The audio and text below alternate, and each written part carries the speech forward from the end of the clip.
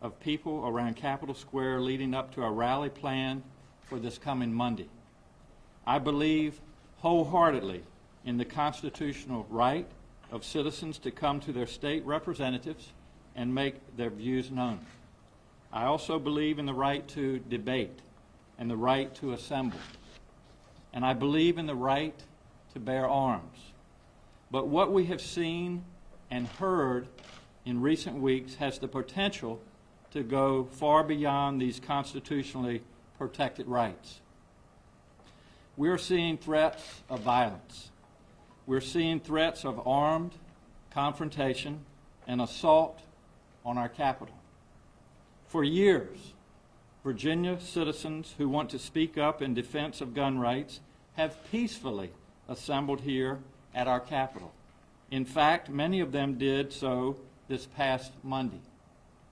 But we have received credible intelligence from our law enforcement agencies that there are groups with malicious plans for the rally that is planned for Monday. This includes out-of-state militia groups and hate groups planning to travel from across the country to disrupt our democratic process with acts of violence. They are not coming to peacefully protest. They are coming to intimidate and to cause harm. State intelligence analysts have identified threats and violent rhetoric similar to what has been seen before other major events, such as Charlottesville. Let me be clear. These are considered credible, serious threats by our law enforcement agencies. This intelligence comes from mainstream channels, both offline and online, such as alternative dark web channels used by violent groups and white nationalists from outside Virginia. These conversations are fueled by misinformation and conspiracy theories. Please know that we have been preparing extensively to protect public safety at Monday's rally. But no one wants another incident like the one we saw in Charlottesville in 2017. We will not allow that mayhem and violence to happen here. So we are taking the following actions to keep people safe in Capitol Square and in the city of Richmond. First, we have established a unified command between the state police, the Capitol Police, the Richmond Police Department, and our first responder teams. And I want to personally take this opportunity to thank all of them for keeping us safe. These agencies are working closely together to ensure seamless preparation and planning for this event. They have been briefing me and my team regularly, and I have full confidence in our public safety team. Second, we are asking non-essential personnel not to come to work on Monday. Monday is a holiday for state employees and many others, and that is good news. If you don't need to be in downtown Richmond on Monday, please consider staying home. And third, no weapons will be allowed on the Capitol grounds. This includes everything from sticks and bats to chains and projectiles. These rules are similar to long-standing rules in airplanes and courthouses.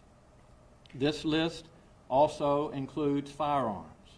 It makes no sense to ban every other weapon but allow firearms when intelligence shows a threat of armed militia groups storming our Capitol. To enforce this, I am declaring a state of emergency in Richmond from Friday evening until Tuesday night. Everyone should understand this is based on real, identified threats that have been made. This order includes a prohibition of weapons on Capitol grounds. The prohibition is temporary, and it will expire on Tuesday after the rally. And those who would bring violence into Virginia have left and returned to where they came from. I have made this decision in the interest of keeping the public safe as well as our law enforcement officers. I want to be clear. The organizers have been planning this rally for some time, and I respect their right to do so. I welcome them to their capital, the people's capital. I believe them when they say that they intend this to be a peaceful event where Virginia citizens express their beliefs to their elected representatives. That's what democracy is. Unfortunately, they have unleashed something much larger, something that they may not be able to control. And so I call on them to disavow anyone who wishes to use Monday's rally to advance a violent agenda. And I call on them to discourage people from other states from coming to Virginia with violent intent. Hate, intimidation, and violence have no place here. I want to be clear. Virginia is always open for citizens of our state to meet with their elected leaders peacefully. That remains the case this coming Monday. Hundreds of Virginians do this every day. Most recently, earlier this week, the NRA hosted its annual lobby day. Hundreds of Virginians participated, and the day passed without incident. That is what peaceful events look like. I thank the NRA for hosting a peaceful event. Now, I call on the Virginia Citizens Defense League and its members to follow the NRA's example and make your event a peaceful display too, as you have done in the past.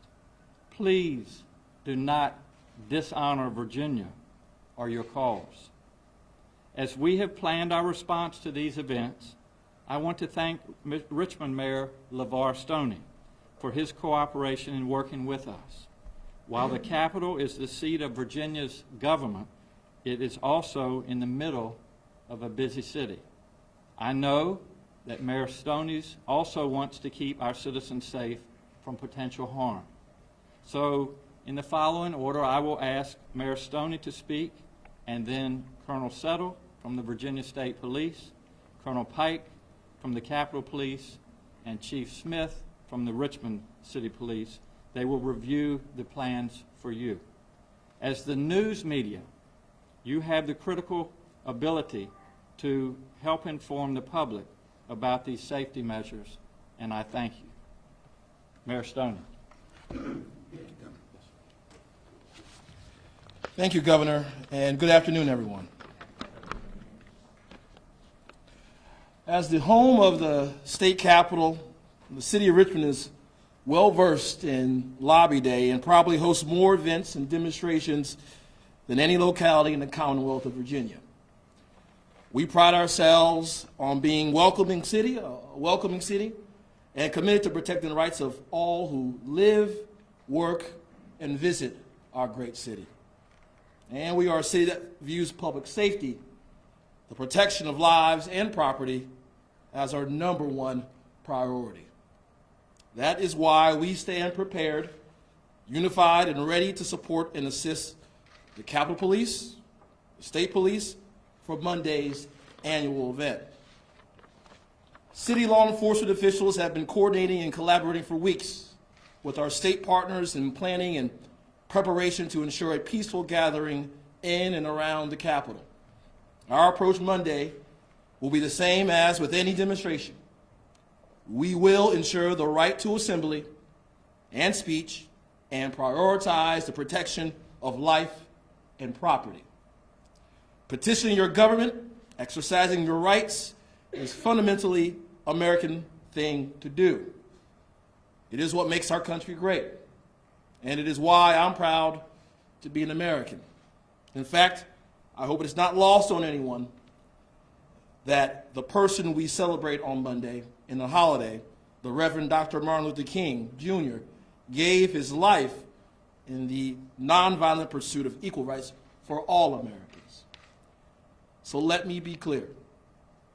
Regardless of the day or the event, we expect everyone who lives, works, and visits our great city to conduct themselves peacefully, nonviolently, and responsibly.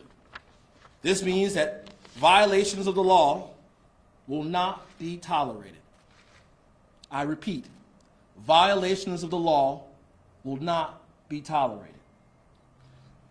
In conclusion, the City of Richmond is prepared, and we look forward to a successful celebration of Martin Luther King Jr. Day here in your capital city.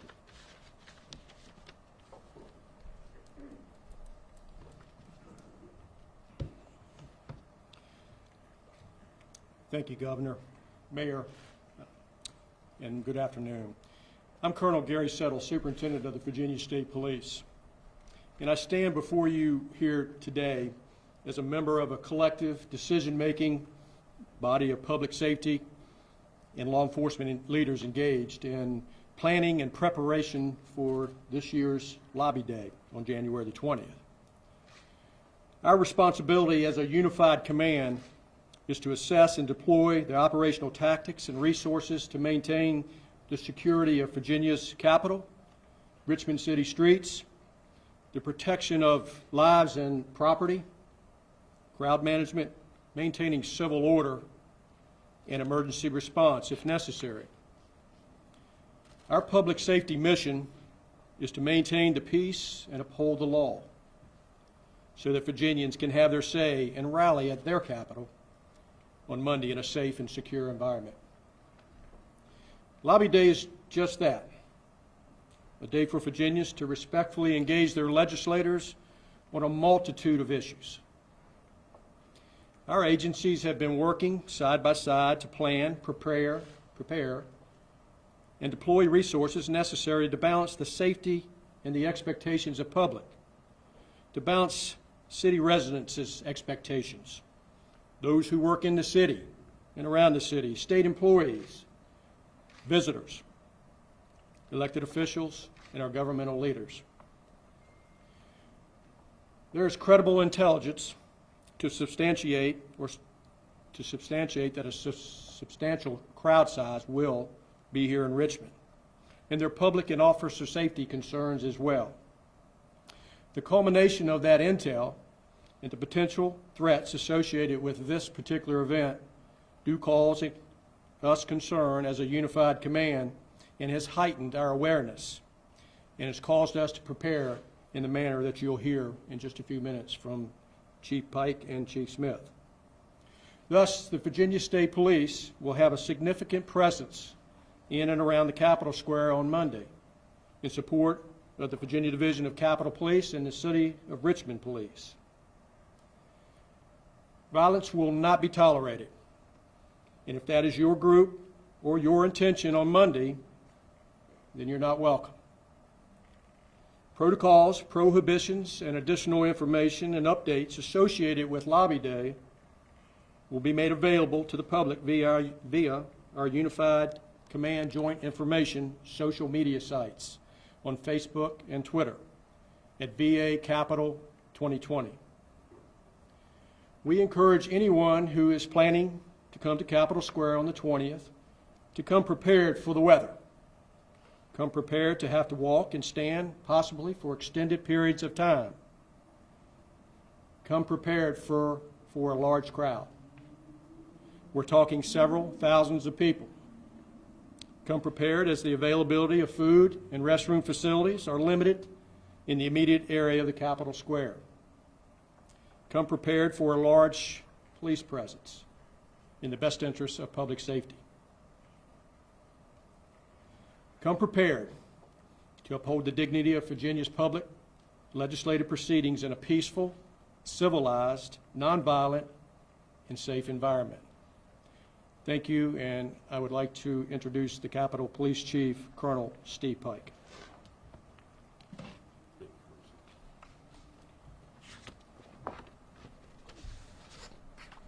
Governor Northern, Mayor Stoney.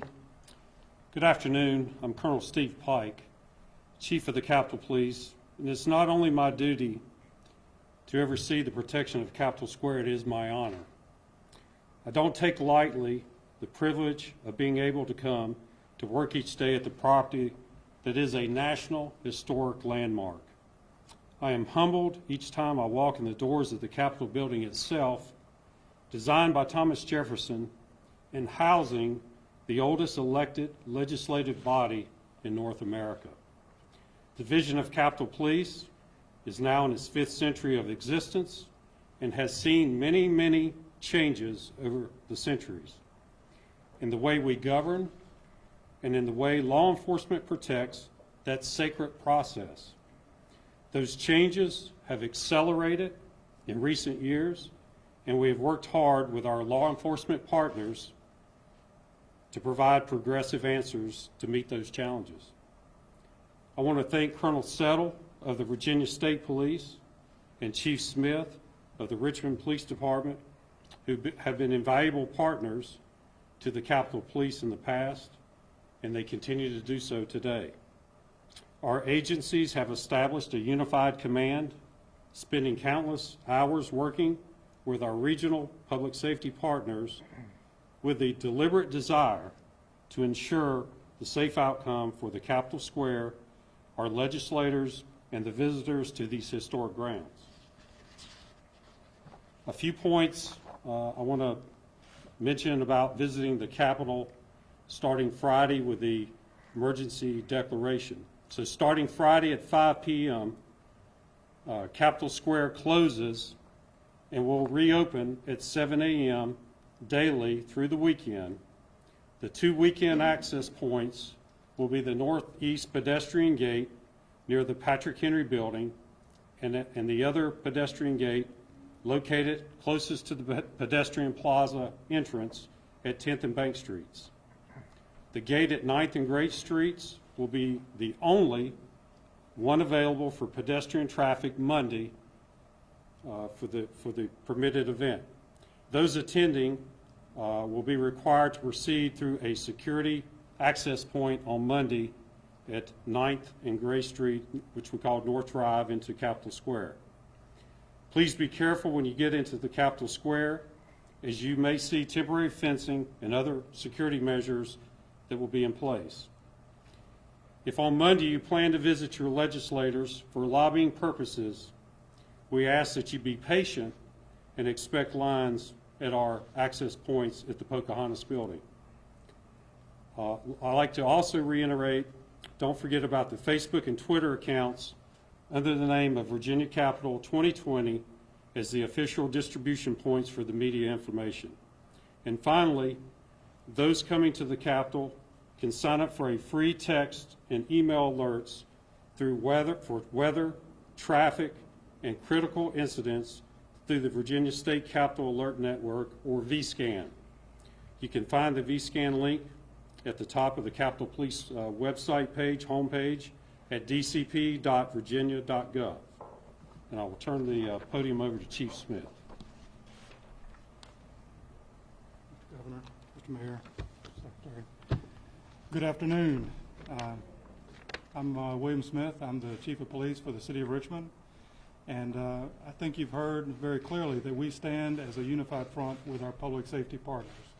This is not something that we roll out on Monday. It's something that we do year in and year out. We have a wonderful relationship with our local partners, our state partners, and our federal partners, and we work very well together in planning for major events. We are dedicated to ensuring public safety during this year's Lobby Day. We have a few road closures that are going to impact our downtown area. Those include 9th Street, which will be closed from Cary Street all the way up to Broad Street, Main Street from 14th Street to 8th Street. These areas are designed to make sure that we have adequate area to ensure that people can assemble and exercise their rights safely without having to deal with traffic. For our downtown residents and businesses, you should be aware of these events, and you should know that there will be a broad footprint of police presence throughout the downtown area.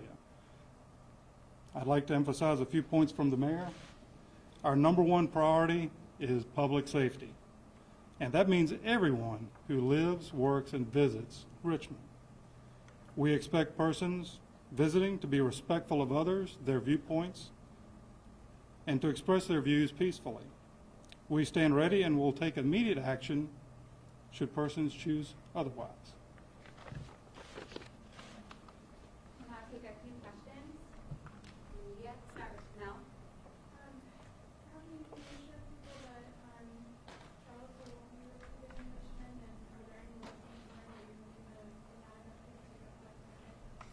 we're not here to relitigate what happened in Charlottesville, but I will remind folks that we lost 3 Virginians during that weekend, and we will do everything that we can, Mel, and that's why I have the resources standing behind me to make sure that Capitol Square is safe and that Virginians are safe and that we don't have a repeat of what we saw in Charlottesville in 2017. What are they doing in terms of checking people when they come into the Capitol? Are they subject to pat-downs or bag searches to enforce the Colonel Pike, if you maybe would address that. On Monday, the screening access point is North Drive. It's typical. It's the same setup that we use for the inaugurations. So we'll be asking those that will be here to participate in that event. They'll be going through a screening checkpoint there at North Drive, just like we have again for the inaugurations. Sorry, just to clarify, after the screening points, actual metal detectors or? Yes, we will. outside?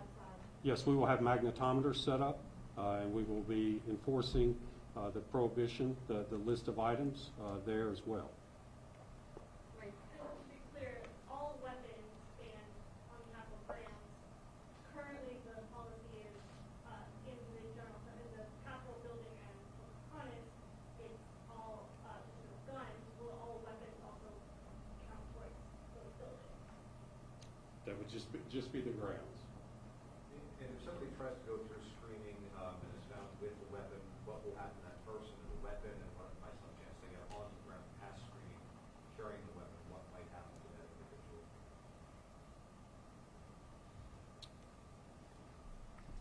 Screening, obviously, if someone tries to get in and we detect a weapon, we're going to ask them to peacefully go back to where they came from, whether that was the bus trip in or private vehicle, and take that weapon back. And we're very clear on the front end that if this becomes more agitated, then we'll take the appropriate action. But we don't expect that. We've had very good success in folks complying with that. Governor, you call them the DCEL to repudiate some of these out-of-state militia groups. I mean, they've already said, please don't make this issue about anything but guns. They said don't bring long guns. They said don't start fights.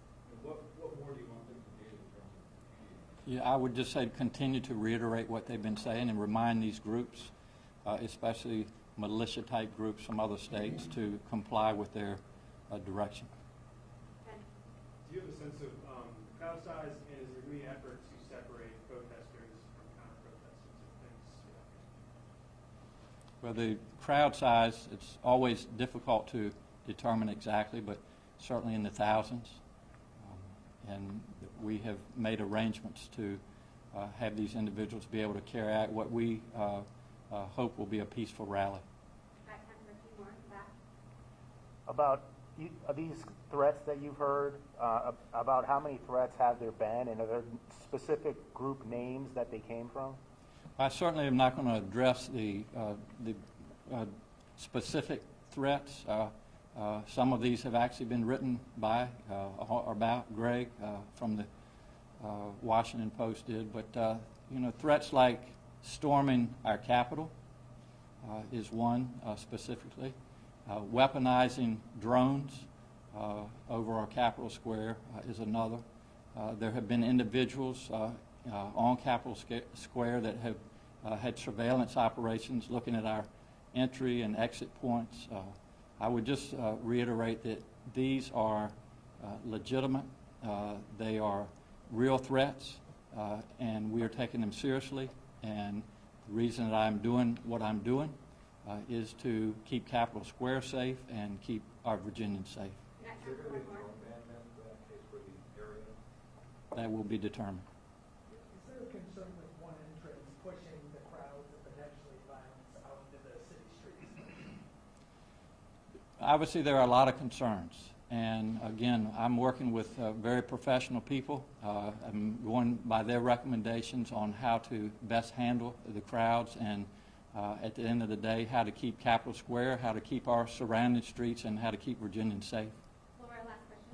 Is there any question that you have the authority to do this? I think there was something passed in 2012 related to emergency declarations of the Second Amendment. Is I have the authority as your governor to do this, and the intent of doing this is to keep Capitol Square and Virginians safe.